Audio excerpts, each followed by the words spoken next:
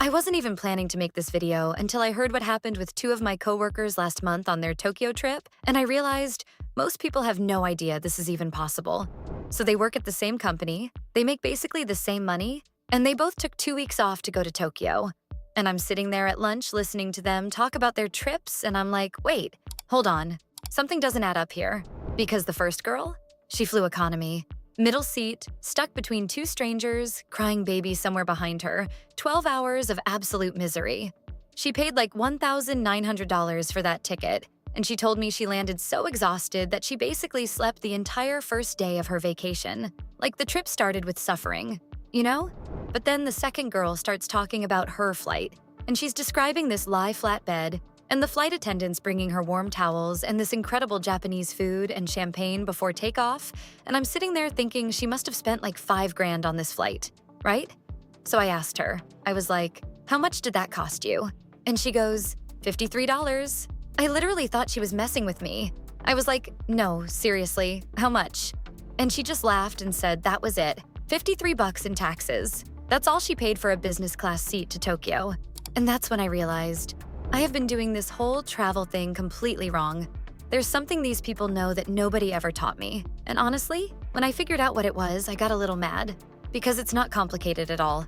Banks just really don't want us to understand it. So I'm going to show you the 5 things that completely changed how I travel. And I have to say, that 5th one at the end is really the one that ties everything together. So make sure you stick around for that, because without it, the rest of this doesn't work nearly as well. Secret number 1. All right. So the first thing I need you to really understand is that banks are absolutely not on your side when it comes to this stuff. And I know that sounds obvious, but hear me out because it goes way deeper than you probably think. You know how casinos work, right? You walk in, they hand you some free chips, everyone's smiling at you, the drinks are flowing, everything feels so generous. But here's the thing, they've done the math. They know that most people who take those free chips are going to keep gambling until they've lost way more than those chips were ever worth. The casino isn't being nice. The casino is running a business. And credit card rewards? They work the exact same way. Banks dangle these huge sign-up bonuses in front of you because they're betting on one thing, that eventually you're going to carry a balance.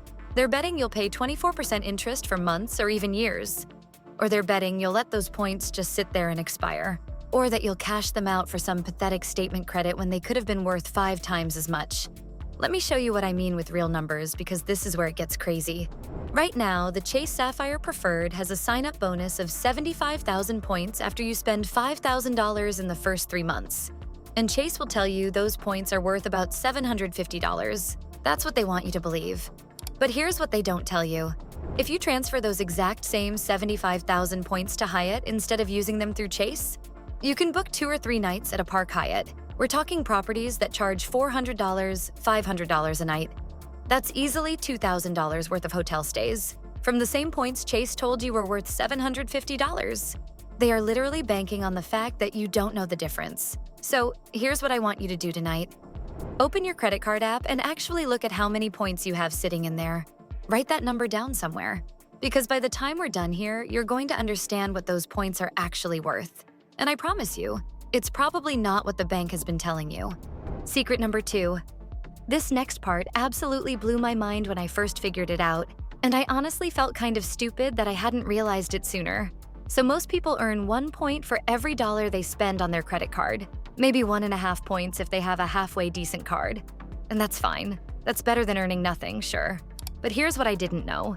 There are people out there earning 3, 4, even 5 points per dollar on the same exact purchases. Groceries, gas, restaurants, stuff they're buying every single week anyway.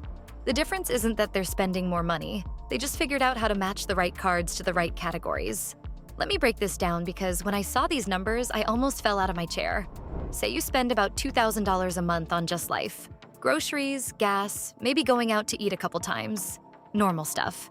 If you're earning 1 point per dollar, that's 24,000 points for the whole year, which is honestly not that impressive. That might get you like 1 cheap domestic flight if you're lucky. But what if you had the Chase Freedom Flex? That card gives you 5 points per dollar on rotating categories like groceries and gas, up to $1,500 each quarter. And then you pair that with another card that gives you 3 points on dining and 1.5 points on everything else. That same $2,000 a month in spending suddenly turns into 80,000 or 90,000 points per year. Do you understand what I'm saying? That's not a cheap flight to Phoenix. That's business class to Europe, from the same spending you were doing anyway. You didn't spend a single extra dollar. You just stopped giving away points that should have been yours. So here's what I need you to do. Pull up your last few credit card statements and actually look at where your money is going. Add up what you're spending on groceries, gas, and restaurants. Then ask yourself, am I actually getting bonus points on any of this? Because if you're not, you are leaving free flights on the table every single month, and it drives me crazy that more people don't know about this. Secret number 3.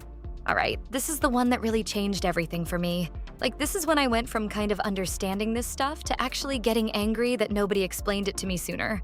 So, when most people want to use their credit card points, they go to their bank's travel portal. Chase Travel, Amex Travel, whatever. And the bank shows you this nice, friendly screen that says something like, "Congratulations, your 50,000 points are worth $500 in travel." And you think, oh, cool, $500, that's pretty good, I guess. That's the trap. That is exactly where they want you. Because those same 50,000 points, if you transfer them directly to airline partners instead of using the portal, the value absolutely explodes. And I'm not exaggerating. Let me give you some real examples. If you take 55,000 Chase points and transfer them to Air Canada Aeroplan, you can book ANA business class from Seattle to Tokyo. That same flight would cost you $4,000 or $5,000 if you paid cash. But with the transfer, you're paying like $50 in taxes. Or let's say you transfer 60,000 points to Flying Blue. Now you can fly Air France business class to Paris. We're talking a seat that costs $3,000 or more in cash. But here's my absolute favorite one. Iberia Avios. If you fly from New York or Chicago to Madrid during off-peak times, business class costs just 34,000 points each way. That's a lie-flat seat across the entire Atlantic Ocean for fewer points than most programs charge for economy class. That's insane. The bank doesn't tell you any of this because they desperately want you to take the worst deal through their portal. So right now, I need you to Google your credit card's transfer partners. Just search Chase Transfer Partners or MX Transfer Partners or whatever card you have. Bookmark that list. Study it. Those airlines and hotels are where all the real value is hiding. Secret number 4. This right here is honestly the fastest way to build up a huge stash of points.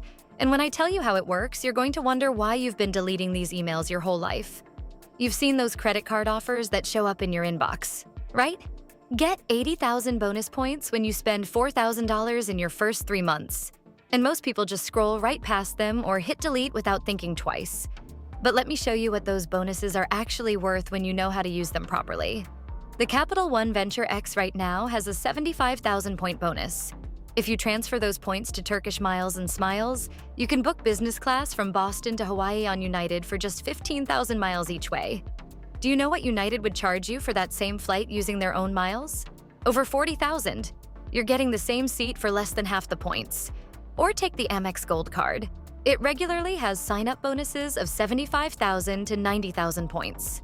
If you transfer those to Virgin Atlantic and then use them to book ANA, you can fly their legendary first class from the West Coast to Tokyo for 72,500 points each way. People pay $15,000 cash for that flight. And here's the thing that really gets me excited.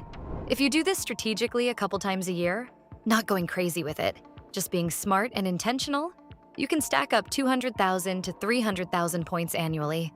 That's multiple international business class trips every single year, without spending any more money than you normally would. Now, I know exactly what you're thinking because I had the same worry. Doesn't opening new credit cards hurt your credit score? Here's the honest truth. Yes, you get a small temporary dip when you apply. We're talking like 5 to 10 points, and it bounces back within a few months. Meanwhile, you just earned enough points to fly your entire family to Europe in lie-flat seats. That tiny temporary score dip is absolutely nothing compared to leaving thousands of dollars in free travel just sitting there. So do this for me. Set a reminder on your phone for 6 months from now. Just write, check credit card bonuses or something like that. Future you is going to be so grateful you did. And hey, real quick, if any of this is clicking for you, if you're starting to see how the whole system actually works, please hit that like button. It genuinely helps more people find videos like this. And honestly, this information should be common knowledge. It shouldn't be buried in fine print that nobody ever reads. All right, now this last secret is the one that makes everything else actually click together. Secret number 5. So here's the thing. You can do absolutely everything right. You can have amazing cards, you can stack up all these bonuses, you can memorize every single transfer partner. But if you don't understand timing, you're still gonna miss the best deals. Let me explain what I mean by that. Airlines don't just release all their award seats at once and leave them there. They drop them in batches. Sometimes they put business class seats out there 330 days before the flight. Sometimes they release more seats like 48 hours before departure because they're desperately trying to fill empty cabins. The availability is constantly changing. And here's something most people have no idea about. Air France Flying Blue runs something called promo rewards every single month. They pick specific routes and discount them by 25% or even more. Just last month, you could fly business class from Chicago to Europe for like 45,000 miles instead of 60,000. But only if you actually knew to check during their promo window. Iberia does something similar. Once or twice a year, they run these crazy promos where economy class to Madrid drops to something ridiculous, like 8,000 points each way. And when you combine that with a transfer bonus from Chase or Amex, you're literally flying round trip to Spain for like 12,000 points total.